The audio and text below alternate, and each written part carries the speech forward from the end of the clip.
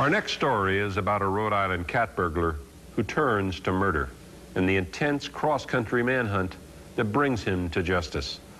Our thanks to the Rhode Island State Police for their assistance in bringing you this true story.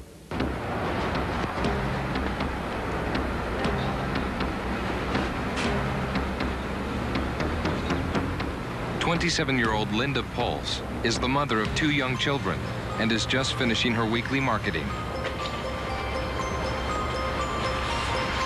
Rodney Holmes has made a career out of crime. He's been arrested over a dozen times on charges ranging from drug possession to burglary. He is currently wanted on an escape warrant.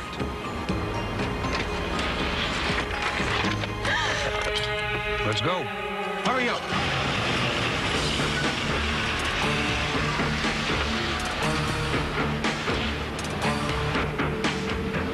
Listen, honey. Shut up. Just keep on driving.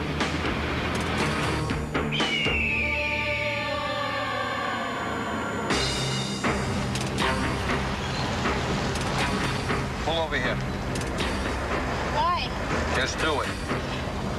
Please don't hurt me. Don't worry about it. Now what? Is what?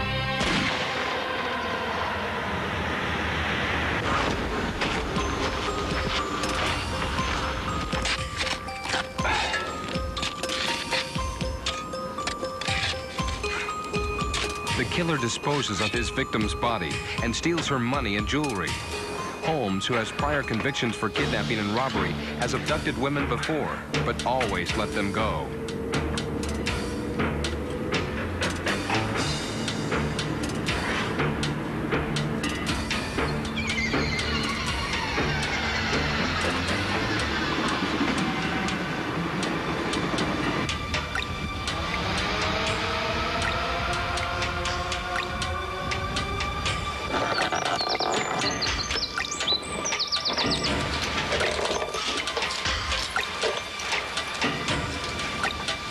Once in Chicago, Holmes commits a string of cat burglaries, breaking into houses in broad daylight without being seen or detected.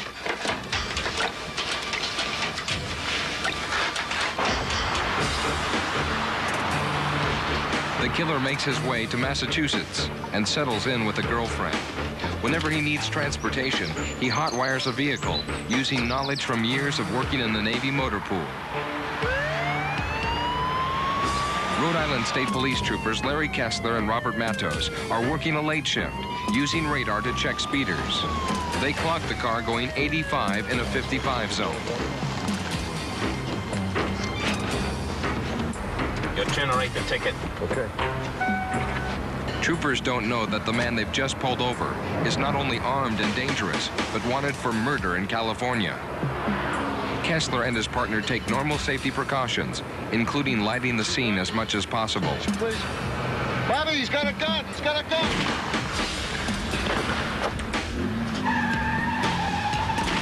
Troopers empty their guns, firing at the car.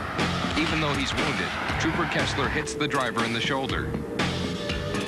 Did you see that? Fortunately, 2 citizens witness the shooting and follow the gunman to try and get the license plate. The gunman thinks the car following him is a state police cruiser. He abandons the van, thinking he'll lose them. There's the car. Okay, let's call the police.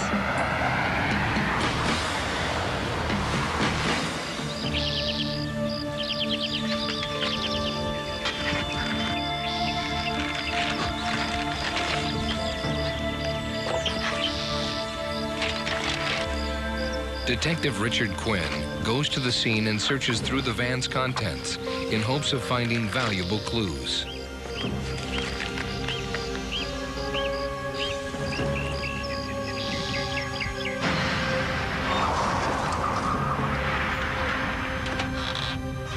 Rhode Island State Police traced the phone number found in the van to a boarding house in Chelsea, Massachusetts. With the help of 3 other agencies, they question neighbors about the man, but nobody knows him. Is everything okay? What's your boyfriend's name? Well, who are you? We're with the Rhode They Island talk State to Police. Michelle You King. live here? Yeah. She tells them the shoe belongs to her boyfriend, Rodney Holmes. With a solid piece of evidence, detectives convince the girlfriend to let them in. They stake out the boarding house, waiting for the murderer to show up. Jack, someone's coming. Take position. Rhode Island State Police wait for a murderer to come home. Now what? Is what?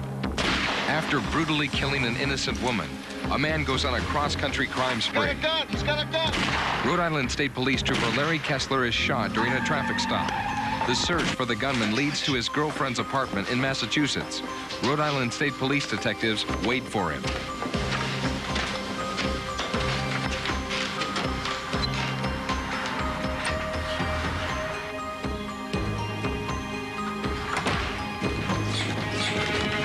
Everything in front.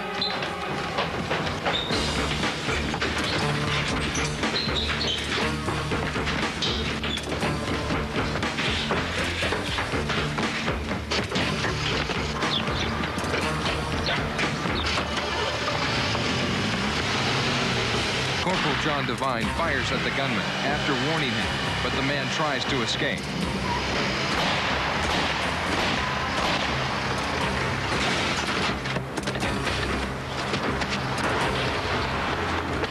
Get out of the car. Out of the car. Get him covered.